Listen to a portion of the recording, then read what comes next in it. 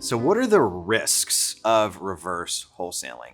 So we don't have the typical risks with wholesaling where like we don't know what a property is worth, we don't know what repairs are, we don't have anybody to buy it, and we're trying to figure out all of those variables. We know exactly what our end buyer is willing to pay for the property, but that's one of the risks is finding an end buyer that you can count on. I'm going to give you some advice on how to do that later, but I'd be remiss if I didn't mention this. Real estate's a pretty small niche, meaning if you're sending somebody deals and they're going around your back and doing the deal and not paying you, that's word's going to get around that they're just a crappy person to do business with. So most people have kind of the foresight to realize like that's not a good move. Their reputation is worth more than that.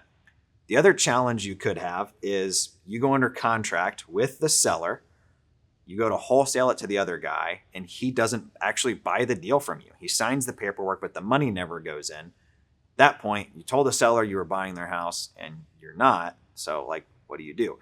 So we're going to talk about how to mitigate those risks, but those are like really the couple challenges that can come up. You might end up dealing with somebody sketchy who's going around your back and stealing your deals. You might end up having somebody that says they're going to close but doesn't. But that's really it. It's pretty minimal. And in my experience, if you treat people with respect and you trust them to perform, they tend to do so.